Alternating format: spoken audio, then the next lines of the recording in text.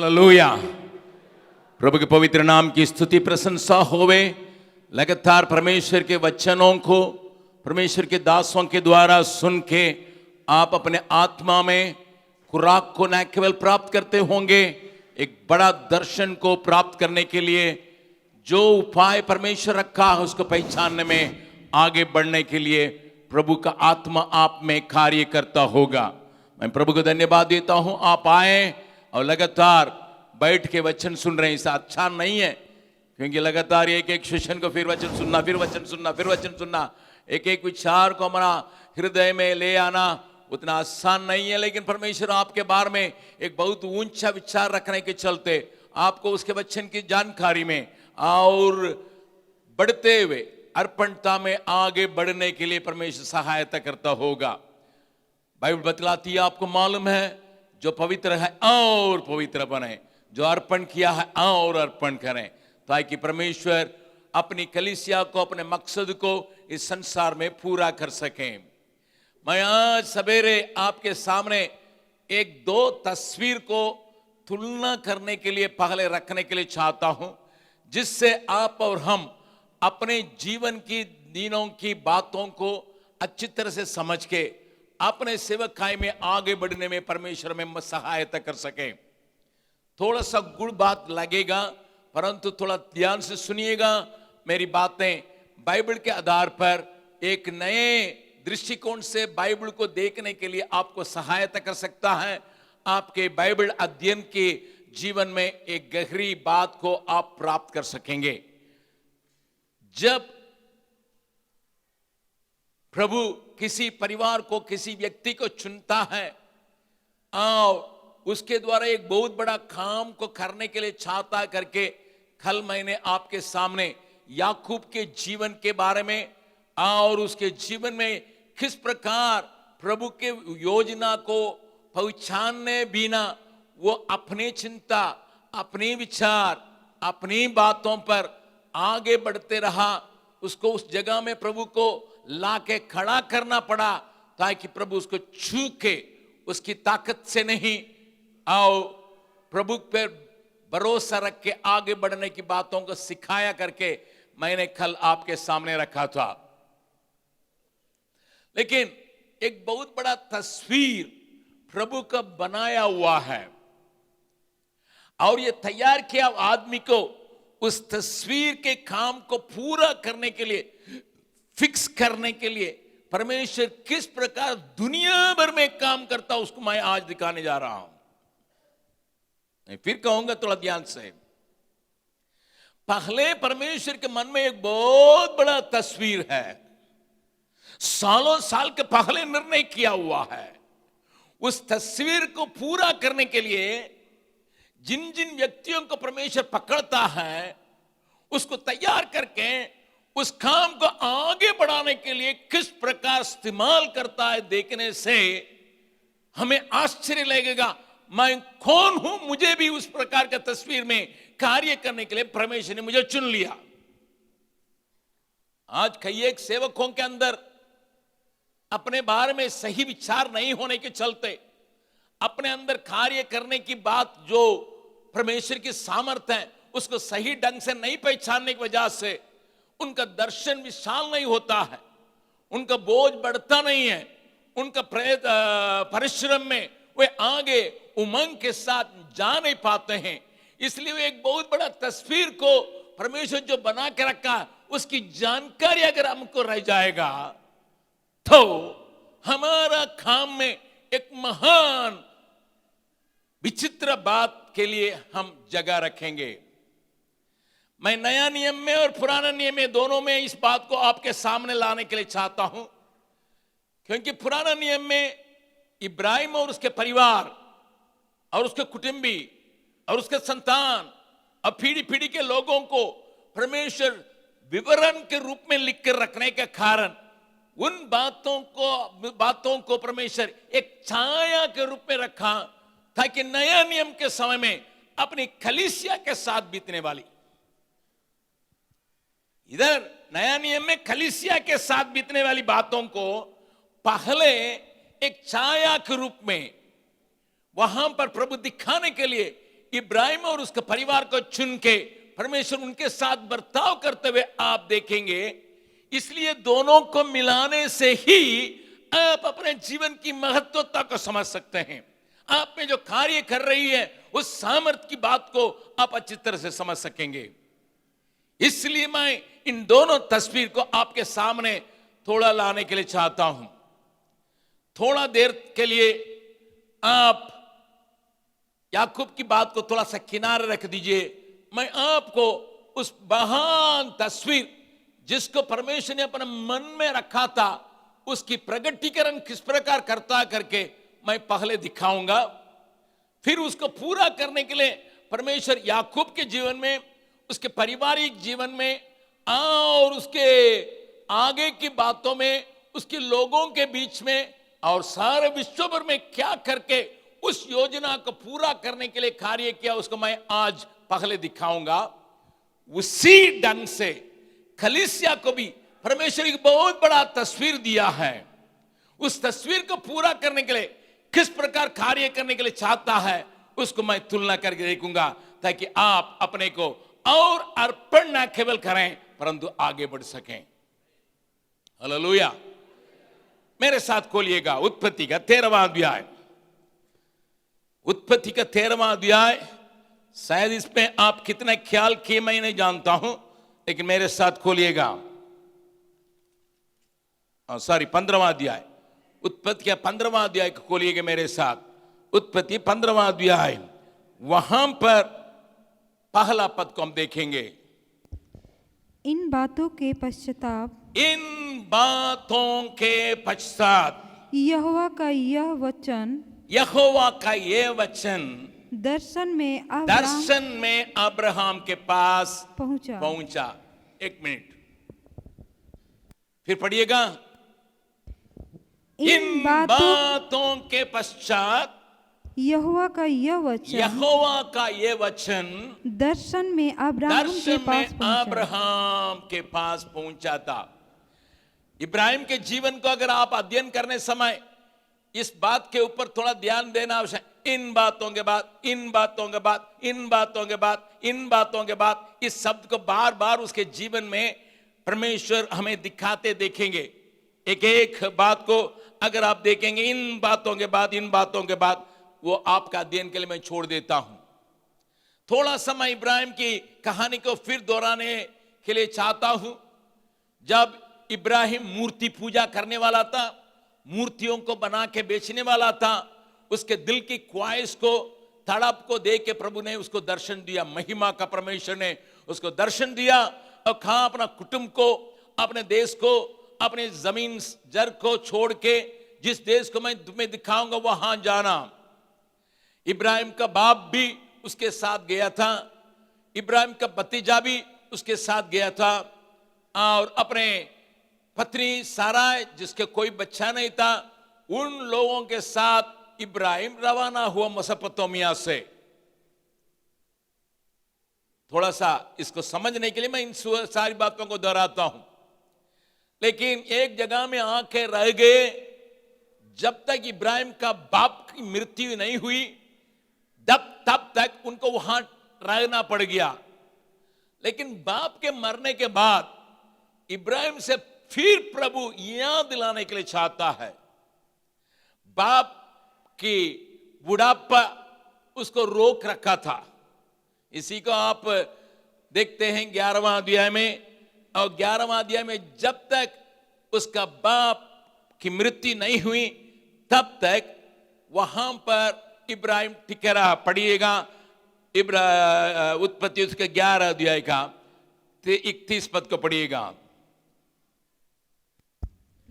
और तेरा अपना पुत्र अब्राम और अपना पोता लूत जो हारान का पुत्र था, अपनी बहुत सारे जो उसके पुत्र अब्राम की पत्नी थी, इन सबों को लेकर कस्तियों के ऊर नगर से निकल कनान देश जाने को चला। क्या आया शब्द? क्या आया शब्द? परंतु निकला तो सही, परंतु हारान नाम देश में पहुंचकर वहीं रहने लगा। जारी रही गाड़ी, लेकिन एक जगह में आके वहीं रुक गई, वहीं रह गए, वहीं पर हो गया। और वहां पर 32 बात, तब तेरे 205 जब तेरा 205 वर्ष का हुआ, हुआ, तब वह हारान देश में मर गया। जब तक इब्राहिम का बाप की मृत्यु नहीं हुई तब तक इब्राहिम वहीं रह गया था। इसलिए प्रभु उसको याद दिलाना पड़ा, बेटा मैं तेरे बारे में बहुत बड़ा विचार रखता था, तुम्हारे द्वारा ये पूरा दुनिया को आशीष देने के लिए तुम्हें चुन लिया था। तुमने भी मेरी आवाज को सुन के निकल गया था, लेकिन अभी रुक गया है। फिर उस देश में जिसको मैं देने पर हूं, चले जा करके उसको यात्रा को आगे बढ़ाया परमेश्वर ने, जिसको हम 12 अध्याय में पढ़ते हैं। मैंने कहा था एक बहुत बड़ा तस्वीर परमेश्वर का दिल में है, उसको अपने चुने हुए दास को प्रकट करने के लिए परमेश्वर को कुछ समय लगता है, लेकिन कुछ घटनाएं होने के बाद परमेश्वर उससे बातचीत करना शुरू करता है। थोड़ा ध्यान से सुनिएगा मेरी बात को। मैं कुछ गहरी बात से आपको बाइबल को सही ढंग से समझने के लिए और उसी के दौरान कलीसिया की बात को समझने के लिए मैं ले जाने वाला हूं। परमेश्वर के दिल में बहुत बड़ी बात है, उसको चुनने का कारण प्रभु बतला रहा, तुम्हारे द्वारा मैं दुनिया को आशीष दूंगा करके इब्राहिम से कहा था, और कानान तक पहुंचाया गया। कानान में जब आया वहां एक अकाल पड़ा, इसके चलते इब्राहिम को कूच के मिस्र में जाना पड़ा। उसको 12 अध्याय में देखते हैं। मिस्र में जाने के चलते इब्राहिम को परेशानियां हुई। अकाल के समय में इब्राहिम मिस्र देश को चला गया था, वहां परदेसी होकर रहे। उस शब्द को भी आप थोड़ा देखिएगा। 10वां पद, 12 अध्याय का 10वां पद। उस देश में अकाल पड़ा, इसलिए अब्राहम अब्राहम मिस्र देश को चला गया। मिस्र देश को चला गया कि वह परदेसी होकर रहे। कौन सा शब्द इस्तेमाल किया गया है? क्यों परदेसी होकर रहने के लिए वहां गया था? दिया हुआ देश कानान है, लेकिन अकाल के कारण, जरूरत के कारण, गट्टी के कारण उसको मिस्र में कुछ के जाना पड़ा, और वहां जाके परदेसी होकर रह गया। हिंदी अनुवाद बहुत सुंदर है। प्रभु के नाम की स्तुति महिमा होवे। परंतु परमेश्वर इसको अपना तस्वीर का अभी तक पूरा दिखाया नहीं। जरूर वायदा को दिखाया, जरूर देश को, जिस देश को उसको देने के लिए कहा था उसको दिखाया, वहां पर लाया भी, लेकिन उसके दिल में जो बहुत बड़ी बात उसके संतानों के लिए, आने वाले पीढ़ियों के लिए, आने वाले दिनों के लिए रखी हुई है, अभी तक दिखाया नहीं। मैं इस अध्याय में फिर बाद में आऊंगा मिस्र की बातों को। फिर आपको मालूम है 13वां अध्याय में उसको अपने भतीजा से अलग होना पड़ा। फिर परमेश्वर ने उससे मुलाकात करके, सुनो जहां तक तुम देख सकोगे कनान में, आगे पीछे दाहिने बाएं देखो, इस देश को मैं तुम्हें दूंगा, तुम्हारे संतान को दूंगा करके प्रभु ने उससे वाचा बांधा। उसको आप 13वां अध्याय में देखते हैं। पढ़िएगा 13वां अध्याय का 17 पद को पढ़िएगा। उठ, इस देश की लंबाई, इस देश की लंबाई और चौड़ाई में चल फिर, और चौड़ाई में चल फिर, क्योंकि मैं उसे तुझको दूंगा। मैं उसे तुझको दूंगा करके उसके विशाल, उसका दर्शन को बढ़ाने के लिए प्रभु खींच रहा है। लंबाई चौड़ाई में चल, मैं इस देश को देने वाला हूं। एक छोटी सी चीज के छोटी जगह के लिए मैं तुझे बुलाया नहीं, केवल तुम्हारे परिवार को ठीकने के लिए नहीं बुलाया। इस देश की लंबाई और चौड़ाई, इसमें चल फिर और इसे तुझे दूंगा करके उसके दर्शन को थोड़ा बढ़ाने के लिए जब परमेश्वर ने कोशिश किया, इब्राहिम का हालत को मैं बतलाने के लिए चाहता हूं। इब्राहिम के दिल की बात को, कोई बच्चा तो नहीं है, कोई संतान नहीं है, लेकिन प्रभु आकाश को दिखा के कहता है ताराओं के ना ही तुम्हारे संतान हो जाएगा। अब बालू को दिखाता है इतना बड़ा संतान हो जाएगा, इतना बड़ा विशाल भूमि पे ये टिकेंगे करके प्रभु कहता है इसके लिए क्या संभव है करके उसका दिल में एक घबराहट रहता होगा। उस समय 14 अध्याय की बात होती है। 14 अध्याय में क्या होता है, वहां 14 अध्याय में 4 राजा 5 राजाओं को हरा के वहां एक युद्ध को इब्राहिम को देखना पड़ रहा, सुनने के लिए उसके आता है, समझ रहा है। ये देश जिसको परमेश्वर ने आगे पीछे देने के लिए कहा, साधारण देश नहीं है। 5 राजा मिलके लड़ाई में जाएंगे तो भी 4 राजा उसका हराने के लिए ताकत रखेगा। ओहो, इस देश को मैं लड़ाई झगड़ा से भरा हुआ इस देश को हमको प्रभु देने के लिए वायदा कर रहा है, पूरा देने के लिए वायदा कर रहा है। एक तरफ संतान नहीं, दूसरा तरफ वातावरण सही नहीं। कैसा होगा, कैसा होगा, कैसा होगा? इस देश में लड़ाई झगड़ा झंझट इन सारी बातें पाई जाती है। क्या इसी देश को प्राप्त करने के लिए मुझे बुलाया? दिल में कई प्रश्न हैं, क्योंकि परमेश्वर का पूरा तस्वीर उसको मालूम नहीं रहा। इसलिए अभी परमेश्वर उसके बहुत साल के बाद होने वाली एक तस्वीर को दिखाने की आवश्यकता पड़ता है। इसलिए 15वां अध्याय में दर्शन देखे, एक नया दर्शन देखे, वो इस काम को करने के लिए कहता है। पढ़िएगा फिर से 15 अध्याय का पहला पद।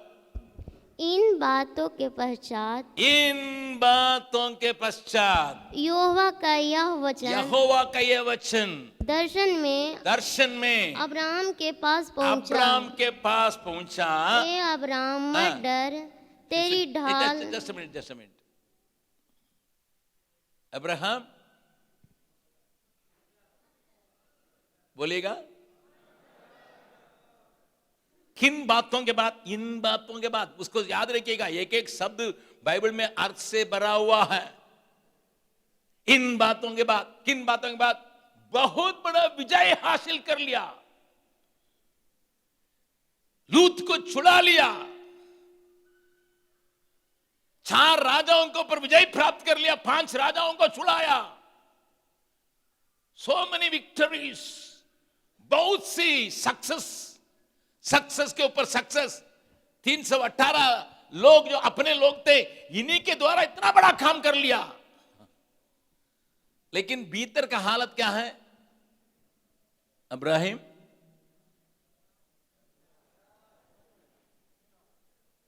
बाहर क्या है? विजय के ऊपर विजय है। सोदम राजा को भी कहा है अपना सामान अपने पास रखो, मुझे कुछ नहीं चाहिए, तुम्हारा जूता का लेस तक मैं नहीं लूंगा। इतना दूर तक उसका रूपांतर हो गया। मेल्कीसेदेक एक याजक से मुलाकात करके उसको दशमांश दिया, उसने आशीष दिया, आशीष पा लिया। He was being blessed, he had the victories, but inside there was a big fear. बगल वाला का चेहरा देख के बोलिएगा, आप देख के उनको बोलिएगा, आपकी कहानी तो नहीं हो रही है ना। बाहर बहुत सा जो काम करते हैं सफल होता है, आशीषें होती है, बड़े बड़े लोग आपको आशीष देने के लिए शुरू करते हैं, हाँ, आपका लीडर आपके ऊपर हाथ रख के धन्यवाद, हाँ धन्यवाद, वो उत्साहित करते हैं, आप भी बहुत उत्साहित है, लेकिन भीतर ये हालत क्या है? क्योंकि समझ में नहीं आ रहा है। इसलिए जब प्रभु ने कहा था, पढ़िएगा, मैं तेरी डाल और तेरा अत्यंत बड़ा फल मैं हूं, तुरंत इब्राहिम क्या कहता है? दूसरा पद, अब्राहम ने कहा, हे प्रभु यहोवा, मैं तो निवर्ष हूँ। बस बड़ी बड़ी बातें कर रहे हैं, काम कर रहे हैं, लेकिन आपने शुरू में जो कहा था वो उसका भी कुछ आश्चर्य नहीं दिखाई पड़ता है, लेकिन आप कह रहे हैं ये दूंगा, वो दूंगा, ये दूंगा, एक बेटा भी दिया नहीं है। हे प्रभु, आपने इतना लंबा चौड़ा देने के लिए बोल रहे हैं, लेकिन आपने मैं और कुछ नहीं मांगता, एक बेटा तो चाहिए, एक संतान तो चाहिए करके मांग रहा हूं, वो नहीं आप दे रहे हैं, लेकिन आप बड़े बड़ी बात को कह रहे हैं। He was oscillating, उसके मन में चंचलता है, उनके मन में घबराहट है, उनके मन में डर है। प्रभु की बात मुझको समझ में नहीं आ रही है, प्रभु जो कहता है ये बातें मालूम नहीं हो रहा है, क्या विचार इनके मन में है, हमारे संतानों के बारे में, हमारे लोगों के बारे में, आने वाले पीढ़ियों के बारे में क्या इनके दिल में है, कुछ तो समझ में नहीं आ रहा है, कुछ तो मुझे समझ में नहीं आ रहा है। ऐसी हालत में इब्राहिम अभी पाया जाता है। मैं अभी यहां हाथ रख लीजिएगा 15वां अध्याय में, अभी प्रेरितों के काम पहला अध्याय का 8 पद को पढ़ेंगे। प्रेरितों के काम जानते हैं तो भी हम उसको थोड़ा याद करेंगे। प्रेरितों के काम पहला अध्याय का 8वां पद, प्रभु यीशु उठा लिए जाने के पहले अपने चेलों को दे के कहता, जब पवित्र आत्मा तुम पर आएगा तब तुम सामर्थ पाओगे। ठीक है, जरूरत है, डरे हुए हैं क्योंकि आप भी चले जाएंगे तो हम लोग अकेले हो जाएंगे, इसलिए तो लोग सामर्थ का तो आवश्यकता है। ठीक है, आप प्रबंध करके जा रहे हैं, बहुत अच्छी बात है प्रभु। हे प्रभु, आप प्रबंध करके जा रहे हैं क्योंकि हम लोग अकेलेपन को महसूस करते हैं। दरवाजा बंद करके भीतर थे, लेकिन आपने मुझे, हम लोगों को दिखा दिया मैं जिंदा हूं, इसलिए थोड़ा सा दरवाजा खोल के बाहर आ गए। और लेकिन अभी टिकने के लिए, ठहरने के लिए सामर्थ तो चाहिए। आप प्रबंध कर रहे हैं, बहुत अच्छी बात है, लेकिन वहां रोका नहीं प्रभु। हाँ, और यरूशलेम और सारे यहूदिया और समारिया, पृथ्वी के छोर तक मेरे गवाह हो। ये आप बहुत बड़ी बात कर रहे हैं। हमको अपना देश में मान्यता नहीं है, क्योंकि लोग कहते हैं ये गलील में से, भूखे लोगों में से कुछ होगा। कोई हमको मानता उनता नहीं है, गलील के लोग है, ये गलील का आदमी है। और इन लोग कुछ बहुत पढ़ा लिखा नहीं है, पहुंचाया फकीर नहीं है, साधारण से साधारण लोग हैं। ऐसे ही दुनिया में देखती है, हम भी जानते हैं। दुनिया कुछ हमको महत्वता नहीं देती है, दुनिया में हमारे लिए कोई नाम नहीं है, कोई काम नहीं है। आप रहे हैं इसलिए थोड़ा बहुत हम लोगों का थोड़ा सा ये होता था, लेकिन अभी जा रहे हैं छोड़ के। ठीक है, ठहरने के लिए आपने कहा, सामर्थ्य देने के लिए, लेकिन फिर आप इतना बड़ा तस्वीर कर रहे हैं, यरूशलेम में, यहूदिया में, समारिया में, दुनिया का छोर तक। बाप रे बाप, इतना बड़ा योजना हमारे हाथ में मत सौंपिए। प्यारों, इसी स्थिति में ही इब्राहिम भी उसी वहां पर पाया जाता है। इतना दूर जाने के लिए हमारे पास ताकत नहीं है, हमारे पास पैसा नहीं है, हमारे पास लोग नहीं है, हमारे पास कुछ भी नहीं है, लेकिन आप इतना बड़ा तस्वीर दिखा रहे हैं।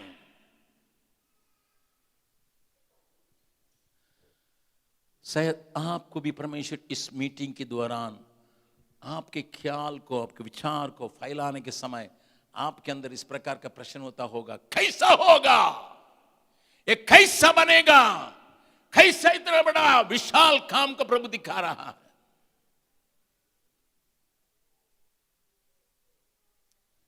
अभी इब्राहिम के बारे में देखेंगे थोड़ा सा।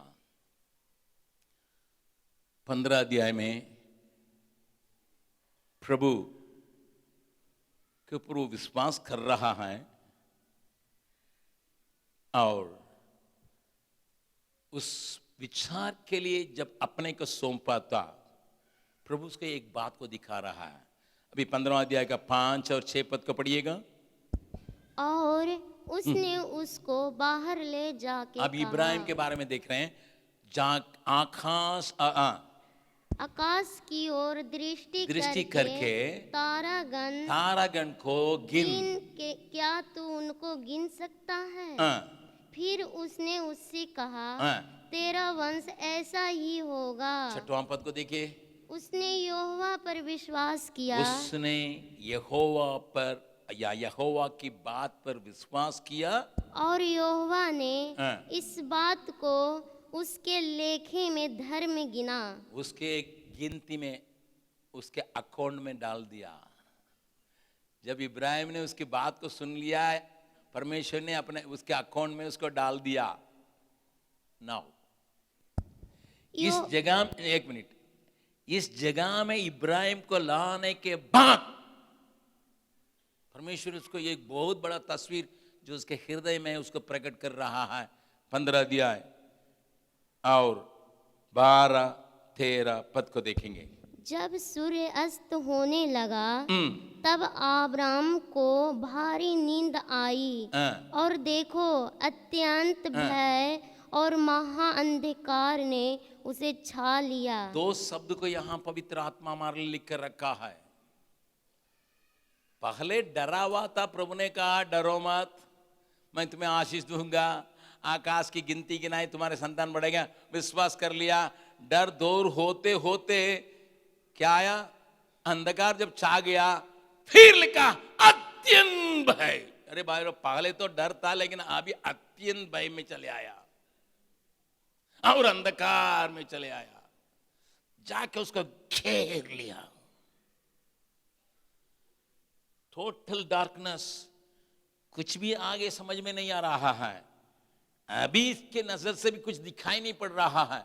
इस जगह में दखेल देने के बाद प्रभु ने एक बहुत बड़ा चौड़ा तस्वीर को दिखाया।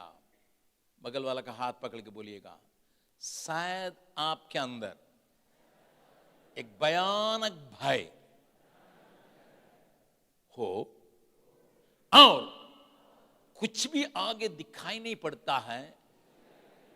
उस प्रकार के जगह में आप धकेले गए हैं। प्रभु बहुत बड़े दर्शन को आपको देने जा रहा है। कितने लोग विश्वास करते हैं? उस समय घबराते हैं हम, उस समय डगमगाते हैं, उस समय स्थिर नहीं हो पाते हैं। तब 13वां पद, तब यहोवा ने अब्राम से कहा, यह निश्चय ज्ञान की तेरे वंश पराए देश में परदेशी होकर रहेंगे और उस देश के लोगों के दास हो जाएंगे और वे उनको 400 वर्ष तक दुख देंगे। ओहो, 400 वर्ष तुम्हारे लोग एक अन्य देश में जाके बसने का प्रोग्राम मेरे अंदर बना है। ये परमेश्वर ने इब्राहिम को दिया था। थोड़ा सा देखिएगा, जिस व्यक्ति के पास अभी संतान नहीं है, संतान के इंतजार करके विश्वास किया है और प्रभु से कहता तुम्हारे लोग, तुम्हारे पीढ़ी 400 वर्ष क्या करेंगे? अन्य देश में जाके वहीं गुलाम के रूप में रह जाएंगे। अगर आपसे यह बात कहता, आपको कैसा लगता? मैं अपने बारे में कह सकता हूं, संतान उन्तान मत दीजिएगा, जो है ना ठीक है, घर द्वार है, सब ठीक है, जितना दिन जिएंगे जी के चलते जाएंगे। आप संतान देके उसको गुलाम बनाने के लिए संतान दीजिएगा मुझको। हमको पीढ़ी बना के उनको गुलाम बनाइए। वो भी 1 साल ठीक है, 2 साल रह गया तो कोई बात नहीं, 400 साल इस परमेश्वर हमको नहीं चाहिए। इसका वायदा हमको नहीं चाहिए, इतना बड़ा तस्वीर हमको नहीं चाहिए। आपके दिल में 500 साल 400 साल का होगा, मैं थोड़ी जीने वाला हूं उतना दूर तक। आप क्या हमसे बातचीत कर रहे हैं प्रभु? वो 400 साल वो कब होगा वो हमारे नहीं, क्योंकि बच्चा हुआ ही नहीं अभी। ये बच्चा होगा और ये लोग बढ़ेंगे और इतना संतान होंगे, इतना साल होगा, पता नहीं 150 साल होगा, 200 साल होगा। इसका मतलब 600 साल के पहले की बातों को आप कह रहे हैं कि वहां ले जाके और वहां दुख देंगे। और 14 पद, फिर जिस देश के वे दास होंगे उनको मैं दंड दूंगा और उसके पश्चात वे बड़ा धन वहां से लेकर निकल जाएंगे। ओहो, एक देश को लूटने के लिए आपने इतना बड़ा प्रोग्राम बना के रखे हैं। हालेलुया। वहां का सोना चांदी, वहां का धन दौलत को लूटने के लिए हमारे लोगों को इसी रास्ता से होके गुजारने के लिए आपने रखा। मैं आपसे एक सीधा साधा प्रश्न पूछता हूं, अगर इस वक्त में आप इब्राहिम की जगह में होते तो आपका मन में क्या लगता होगा? क्या लगता होगा? ये कब होगा, कैसा होगा, कुछ पता नहीं है, लेकिन इतना पता है 400 साल ये लोग गुलाम रहेंगे, दूसरा देश में चले जाएंगे। इसका मतलब मेरे लोगों को परमेश्वर एक दूसरा देश में जाने के लिए धकेल देगा। कुछ वातावरण को ऐसा बनाएगा ताकि धकेल दे के वहां पर उनको 400 साल रहने के लिए, ये उनका योजना बन चुका है। इसको मैं मिटा नहीं सकता हूं।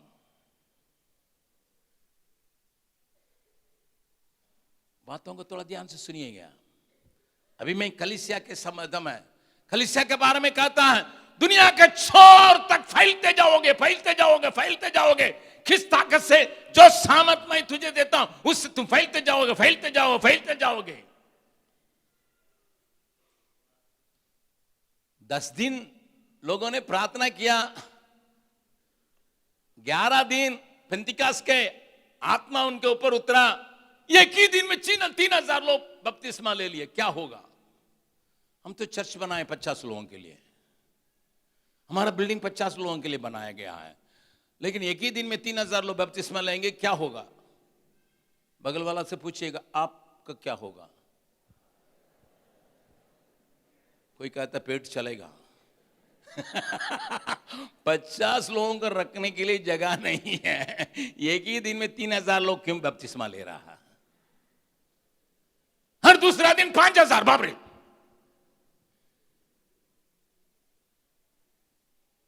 छेले लोगों का हृदय कैसा होता होगा? ये कैसा सामर्थ्य भैया। हम लोग तो 12 लोग थे, उसमें भी एक फांसी लेके मारा गया। हम लोग 11 लोग ताक रहे थे। 11 लोग एक छोटा सा झुंड को देख के प्रभु ने कहा, पवित्र आत्मा आएगा, तुम गवाह बनोगे। हम लोगों ने सोचा कैसा होगा, पैसा भी नहीं है, हमारे बारे में कोई मान्यता नहीं है, कैसा होगा। लेकिन प्रभु ने के वचन के अनुसार 3,000, 5,000, हजारों हजार में झुंड में लोग आ रहे हैं। कैसा होगा करके वे सोचे होंगे। इब्राहिम का भी यही घबराहट के साथ रहता होगा। कितने लोग चाहते हैं उस प्रकार का पेंतिकॉस्त का दिन हमारे सेवकाई में आने पाए? हाथ उठा के दिखाएं। एक ही दिन में झुंड के लोग यीशु मसीह के ऊपर विश्वास करके मन फिरा के टेढ़े जाति से बचने के लिए, बपतिस्मा लेने की जगह पर आने के लिए कितने लोग विश्वास करते हैं? एक जोरदार हालेलुया बोले। बगल वाला का भी हाथ पकड़ के बोलिए, हालेलुया तो जोरदार से बोल दे, लेकिन कैसा होगा? बोल दिए तो बहुत बड़ा जबरदस्त हालेलुया, लेकिन कैसा होगा? और चेहरा देके आंख में आंख लगा के पूछिएगा, संभाल पाएंगे? पादरी साहब संभाल पाएंगे? इतने लोग पीछे चलने लगेंगे। 2 ही दिन में 8,000 लोग बपतिस्मा ले लिया। क्या संभाल पाएंगे? पूछे क्या जवाब देना है? हाँ? संभल जाएंगे सचमुच में?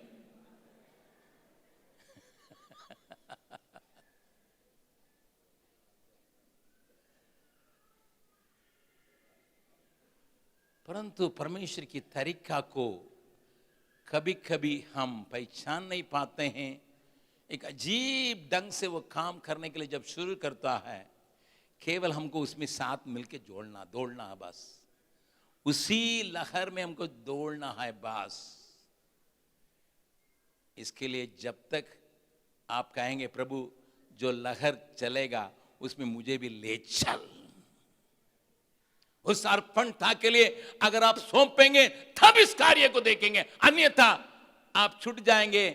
वो राजाओं की किताब में एक प्रधान के बारे में लिखा है, परमेश्वर आकाश का खिड़की को भी खोल देगा, इतना सस्ता में बिक्री होगा गेहूं, यहां आटा इतना सस्ता में बिक्री होगा, अकाल पड़ा हुआ है, खाने के लिए नहीं है, लोग बच्चे को खाने के लिए शुरू किए हैं, इतना बड़ा अकाल है, इतना बड़ा अकाल है। एलिसा जी आप भविष्यवाणी कीजिएगा थोड़ा समझ के। और कहते हैं कल वहां पर बहुत सस्ता में आटा मिल जाएगा, 1 रुपया में 10 किलो आटा मिल जाएगा। क्या कह रहे हैं भैया, या हम बच्चे को लोग खा रहे हैं, अब कह रहे हैं ऐसा होगा क्या? परमेश्वर खिड़की अपना स्वर्ग का खिड़की को खोलेगा क्या? तब भी हो सकता है। एलिसा ने कहा तुम आंखों से देखोगे लेकिन खाओगे नहीं। बगल वाला का हाथ पकड़ बोल जाए, केवल देखना चाहते हैं या खाने के लिए भी चाहते हैं? अगर आप केवल देखने के लिए चाहेंगे आप रौंद के मुआया जाएंगे। कई लोगों का कल्पना है देखने के लिए, कुछ लोगों को ये लालसा है भाग लेने के लिए। आपके अंदर ये तड़प को प्रभु पैदा करने पाए। हे प्रभु मैं इस जागृति जिसमें हजार लोग तेरे पीछे चलने की बातें वायदा किया गया, अंतिम दिनों में मैं अपने आत्मा को सब प्राणियों को उंडेलूंगा, एक बहुत बड़ी कठिनी होगी, उसको देखने के लिए मैं चाहता हूं, न केवल देखने के लिए चाहता हूं, उसमें शामिल होकर उसमें भागीदार होने के लिए चाहता हूं। ऐसा विश्वास करने वाले एक जोरदार हालेलुया बोले। हम केवल देखने वाला नहीं प्रभु, हम उसमें शामिल होने वाले होने चाहते हैं।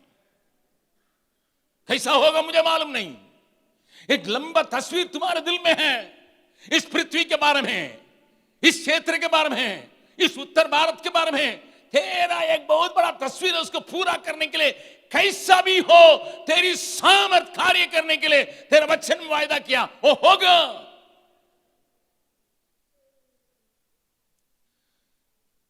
ठीक मैं अभी थोड़ा सा याकूब के पास चले आ रहा हूं।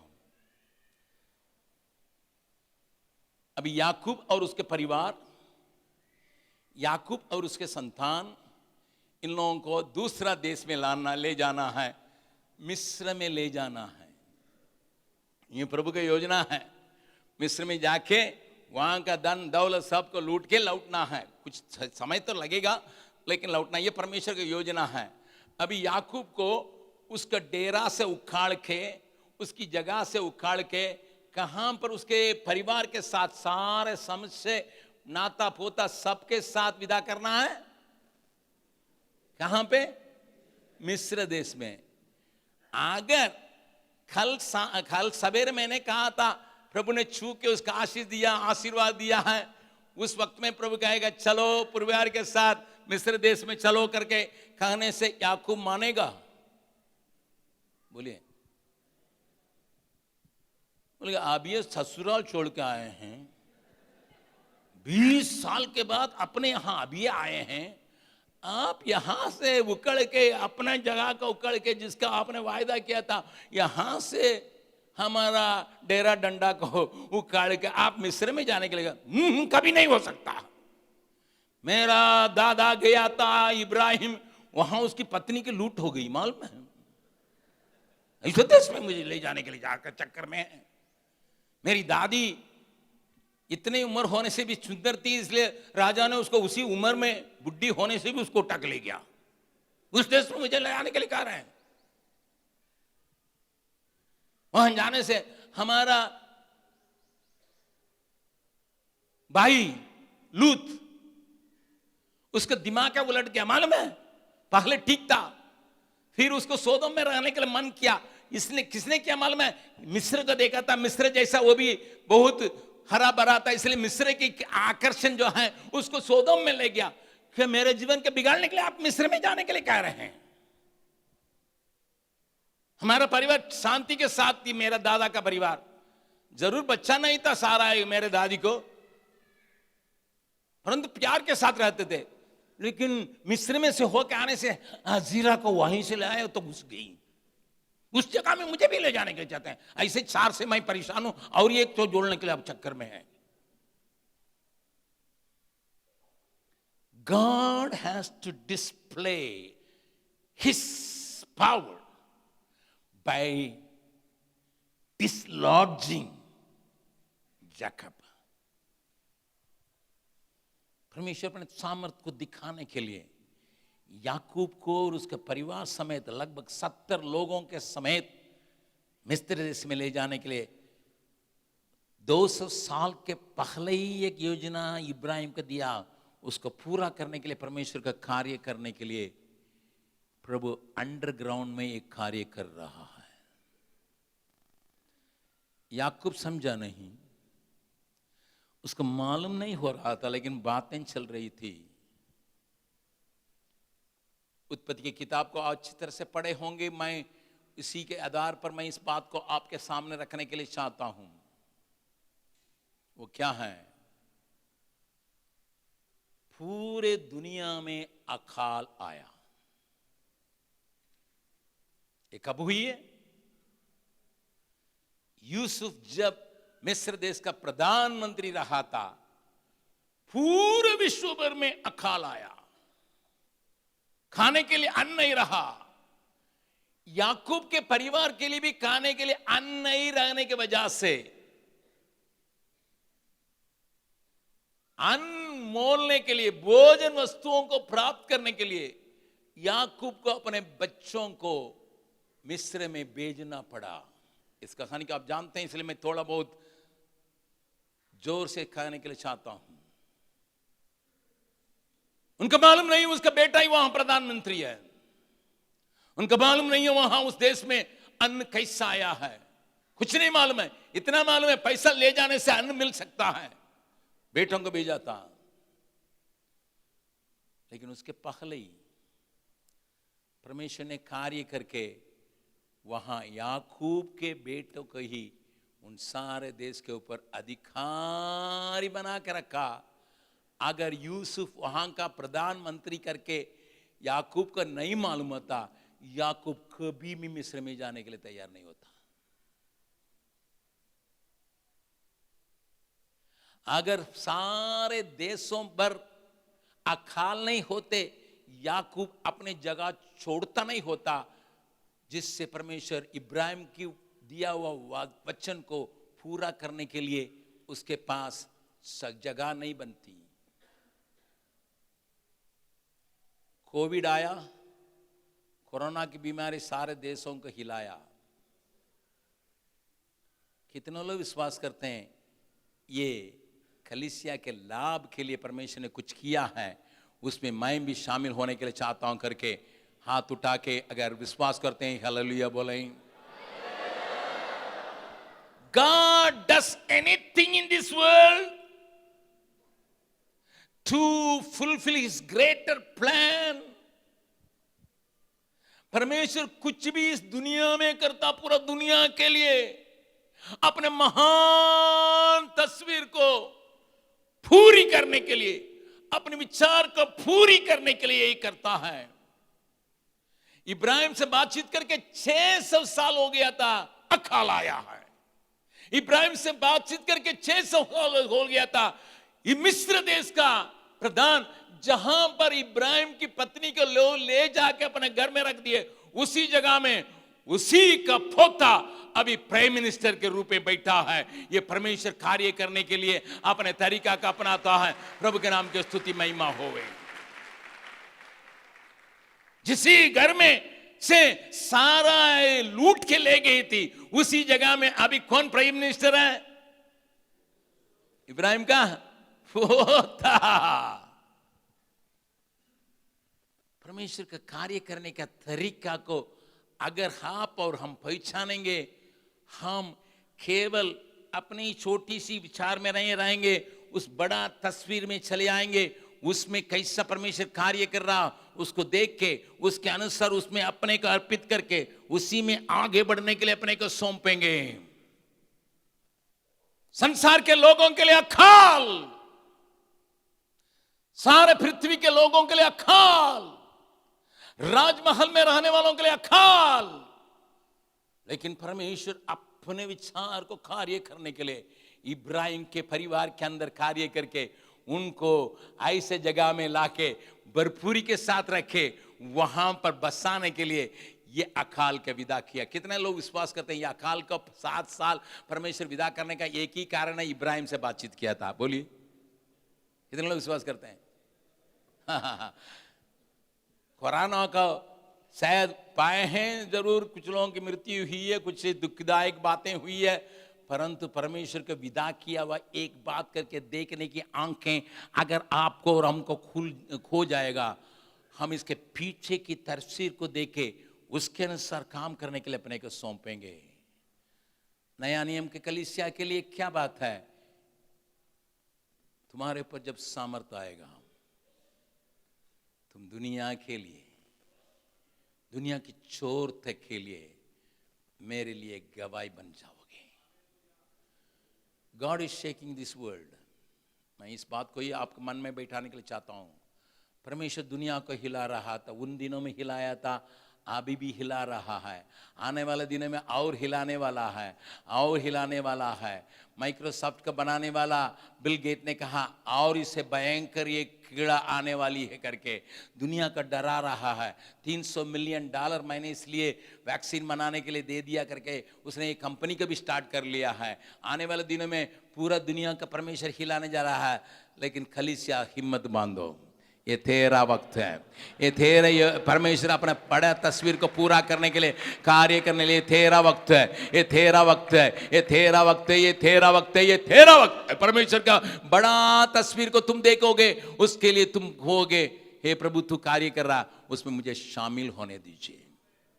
केवल मैं देखूंगा, अरे सब बिक्री हो रहा, हाँ एलिशा ने जैसा कहा बिक्री हो रहा, ऐसा नहीं, मैं उसमें शामिल होने के लिए चाहता हूं करके उसमें शामिल होने के लिए परमेश्वर कुछ लोगों को यहाँ तैयार कर रहा है, जो विश्वास करके उस दर्शन के लिए समर्पित करके, जो दर्शन में आगे बढ़ने के लिए विचार करते हैं, उनके लिए यह उपलब्ध है।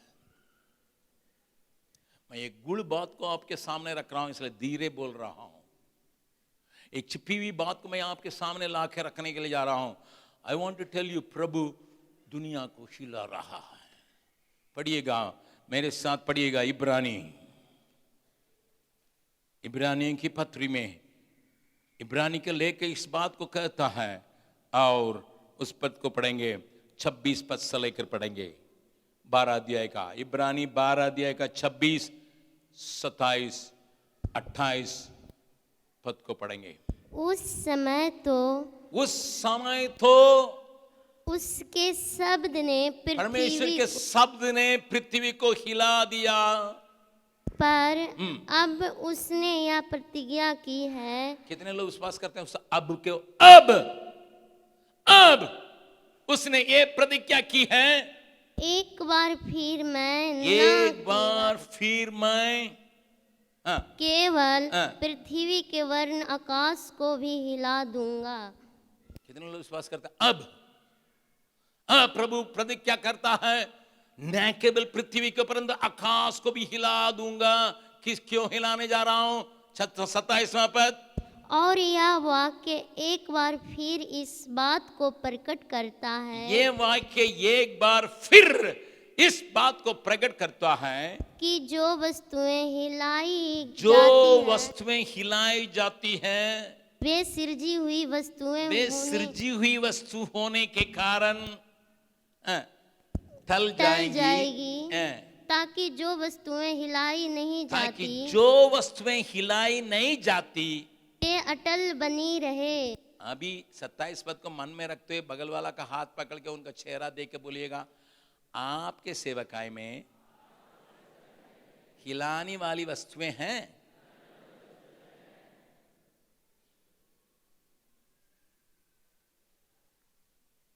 बोलिए, छोड़िए मत। आने वाले दिनों में परमेश्वर हिलाने जा रहा और वो सब खत्म हो जाएगा। अभी 1 मिनट सोचिए, कितनी हिलाने वाली वस्तुएं आपके सेवकाई में है। छोड़िए अपना परिवार की बात को, छोड़िए सेवकाई में खिलाने वाली बातें कितनी हैं जो खत्म हो जाएगी।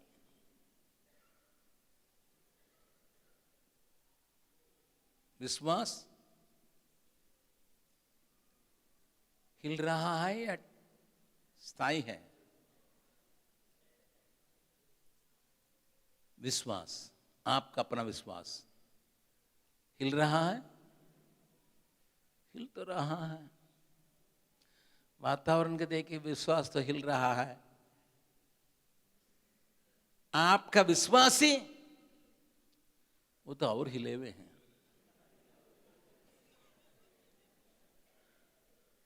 प्रभु कहता है जो बातें हिलने की हैं वो गिर जाएगा, जो नहीं हिलने का वो स्थिर हो जाएगा। इस कारण अभी 28 पद को पढ़िएगा। इस कारण हम क्या है?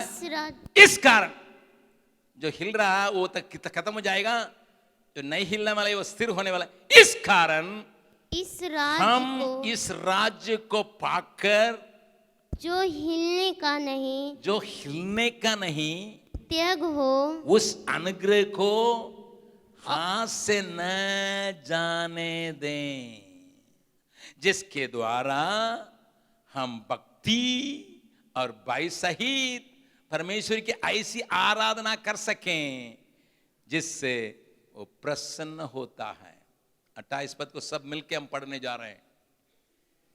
इस कारण हम इस राज्य को पाकर जो हिलने का नहीं, उस अनुग्रह को हाथ में जाने न दे, जिसके द्वारा हम भक्ति और भय सहित परमेश्वर की ऐसी आराधना कर सकते हैं जिससे वो प्रसन्न होता है। कितने लोग विश्वास करते हैं?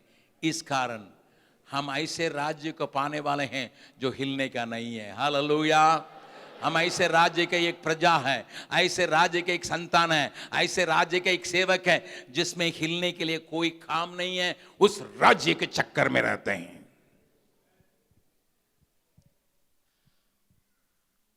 प्यारो, मैं आपको बतलाना चाहता हूं, जब सारे संसार में कुछ घटनाएं होती हैं उसके पीछे एक बहुत बड़ा रहस्य छिपा हुआ है। जैसा मैंने कहा था, सारे देश में जब देशों में अकाल आया, परमेश्वर अपना कैलेंडर को पूरा करने के लिए जिसको इब्राहिम को प्रकट किया था, कार्य करके उनको 400 वर्ष के लिए वहां ले जाने के लिए, याकूब को हिम्मत दिलाने के लिए, याकूब की बातों को दिखाने के लिए वहां पर लिख कर रखा।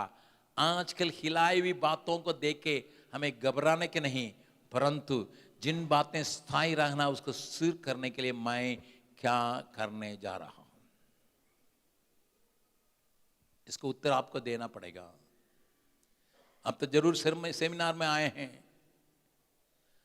आपके अंदर की कई बातें हिलता होगा। वातावरण को देखे, कामों को देखे, सहकर्मियों की बर्ताव को देखे, विश्वासियों का हालत को देखे, आपके जीवन में कई बातें खिलती होगी। It is time for you to make it stronger. जो बातें हिल रही है उसको तगड़ा करने के लिए आप क्या प्रयत्न कर रहे हैं? आपके हाथ में दिए हुए 50-100 विश्वासियों के विश्वास इस वक्त में हिल रहा है, तो उनको स्थिर करने के लिए आप क्या आगे के लिए करने जा रहे हैं, उसी के ऊपर निर्भर है आगे बढ़ने की बात, ताकि आपके क्षेत्र को परमेश्वर पूरी तौर से अपने राज्य के लिए तैयार कर सके।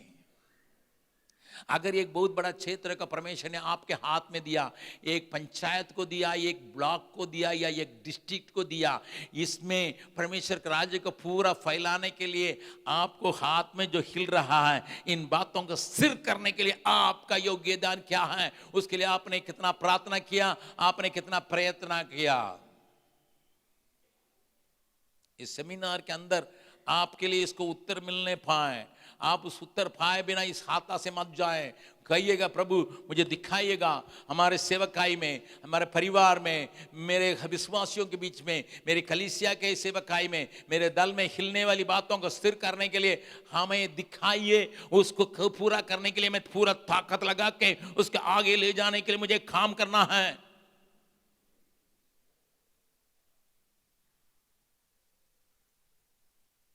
God is shaking and going to shake more. परमेश्वर हिला रहा है और हिलाएगा, ताकि सिर रहने वाली बातें स्थायी रह सके। याकूब को ये सारी बातों का पता नहीं है। वो चिल्ला चिल्ला के कह रहा था, जो कुछ मेरे जीवन में हो रहा बुराई के लिए हो रहा है। याकूब, तुझे पता नहीं है कि मैंने इब्राहिम से क्या कहा था? तुम्हारे लोगों की भंडार को भरने के लिए मैं उनको ले जाके वहां से फिर एक साथ ले जाऊंगा, अद्भुत काम दिखाऊंगा, बड़े बड़े कामों को देखेंगे जिसको दुनिया नहीं देखी है, उसको तेरे लोग देखने के लिए मैं उनको ले जा रहा हूं। अगर मैं उनको मिस्र में ले जा नहीं आता तो लाल समुद्र को 2 टुकड़ा होते हुए तुम नहीं देखोगे, यर्दन को 2 टुकड़ा होते हुए नहीं देखोगे, यरीहो को गिरते हुए नहीं देखोगे, मन्ना को ऊपर से बरसते हुए नहीं देखेंगे। इन सारे कामों का करने के लिए मैं ले जा रहा हूं बाहर, फिर ले आऊंगा। I am doing something. I am doing. परमेश्वर कहता है मैं कुछ कर रहा हूं। उसको समझने के लिए अपनी आत्मा को तेज बना दो, अपने आत्मिक कानों को तेज बना दो, अपने आत्मिक आंखों को तेज बना दो। Make it sharper, make it clear so that you can see further.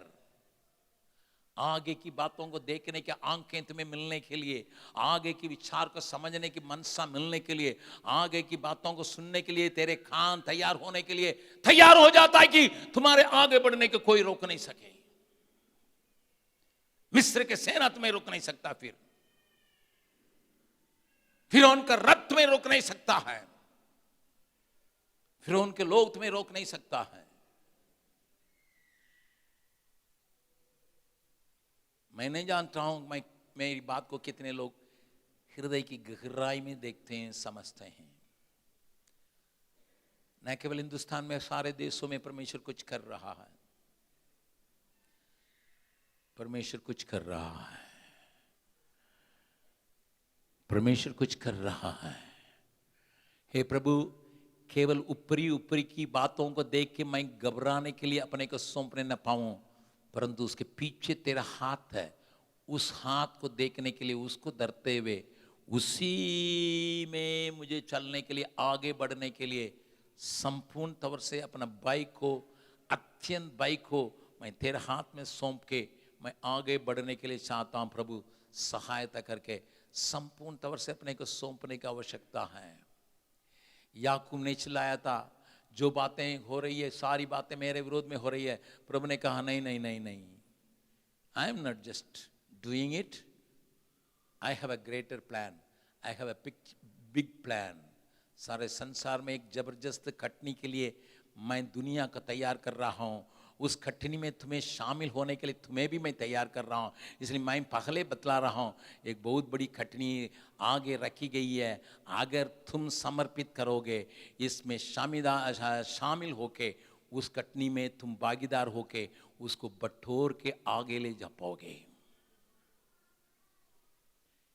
प्रभु कहता, तुम छोटी छोटी बातों से तृप्त होके बैठे हो, अपने विचार को खुलम रखो, अपने मन को बड़ा बना दो, अपने दिल को बढ़ाओ, ताकि तुम देख सको मैं जो करने के लिए कार्य कर रहा है संसार में, उसको देखने की आंखें तुम्हें मिलने पाए करके। प्रभु आपके सामने खड़ा होकर चुनौती के साथ कहता है, do not stop small vision. एक छोटी सी दर्शन के साथ चुप मत रहिएगा। एक दुनिया के लिए परमेश्वर का दिया हुआ दर्शन के लिए अपने आंखों को खोलने के लिए, दुनिया के लिए परमेश्वर करने के काम को आपको देखने के लिए, परमेश्वर ने जो कहा है उन वचनों को पूरा करते हुए, देखते हुए, उसमें भागीदार होने के लिए अपने को सौंपने की आंखों के साथ उसके सामने शामिल होने वालों को ढूंढ के इस सुबह के समय परमेश्वर यहां पर आया है। I am serious. मैं बहुत सीरियस के साथ इस बात को आपके सामने एक भविष्यवाणी के रूप में ही रखता हूं। एक बहुत बड़ी खटनी आपके लिए मेरे लिए सामने है। उस बड़ी खटनी को संभालने के लिए क्या आपने अपने बर्तन को तैयार रखा? क्या अपने कलीसिया को उसके लिए तैयार रखा? जैसा 6 लोगों ने 120 लोग पेंटिकॉस्ट के दिन में वहां उस कमरा में थे, लेकिन अचानक 3000 लोग जोड़े जा रहे हैं, 5000 लोग जोड़े जा रहे हैं। उनको अपनाने के लिए उनके पास तैयारियां पवित्र आत्मा ने किया। उस तैयारी को आपके अंदर करने के लिए तैयार है। अगर आप आंख उठा के उसको देखने के लिए तैयार है, आपका दिल को, विचार को, आपकी बातों को विशाल बनाने के लिए उस सामर्थ, स्वर्गीय सामर्थ प्रभु के तरफ से जैसे 6 लोगों के ऊपर आया था, वही सामर्थ आपके ऊपर इस वक्त में आने के लिए तैयार है। अगर उस बात के लिए अपने को सौंपोगे, मैं तुम्हें बढ़ाऊंगा, मैं तुम्हें बढ़ाऊंगा। कितना हजार भी आए तुम उसको संभालने के लिए ताकत पालोगे। कितने हजार भी हालेलुया तेरे सेवकाई में परमेश्वर के खोज में चले आएंगे, उनको संभालने के लिए, उनका अगुवाई करने के लिए, उनको आगे ले जाने के लिए तुम्हारे पास ताकत हो जाएगा। उस सामर्थ, स्वर्गीय सामर्थ, स्वर्ग में से निकलने के लिए मैं तैयार हूं। ये मेरा बड़ा योजना है। ये ना तो बल से, ना तो सामर्थ से, परंतु मेरे आत्मा से होगा, मेरे आत्मा से होगा। इसके लिए अगर अपने का तैयार करके अगर सौंपने के लिए तैयार है, तुम्हारे ऊपर मैं आत्मिक बरसात को उंडेलने के लिए तैयार हूं, ताकि आने वाली बहुत बड़ी कठिनी के लिए मैं, मेरे कलीसिया है, मेरे हाथ में दिए हुए लोग सब तैयार रहने के लिए, इसके लिए मैं तैयार हूं करके अपने को अगर सौंपने के लिए तैयार है। तुम्हारा तैयार किया हुआ यूसुफ को परमेश्वर उठा के उन सारी बातों को करने के लिए तैयार हो रहा है। तुम्हारे तैयार याकूब डरो मत, तुम्हारे तैयार किया हुआ बेटा को, तुम्हारा प्यार किया हुआ बेटा को, हालेलुया, मिस्र के अधिपति होने के लिए परमेश्वर उठा के रखेगा। उसके बाद तुम्हें ले जाएगा, उसके बाद तुम्हें ले जाएगा, वो तुम्हारे लिए सारे प्रबंध करेगा। तुम्हें घबराने की आवश्यकता नहीं। हालेलुया, मैं अपने कार्य को आगे जारी रखता हूं।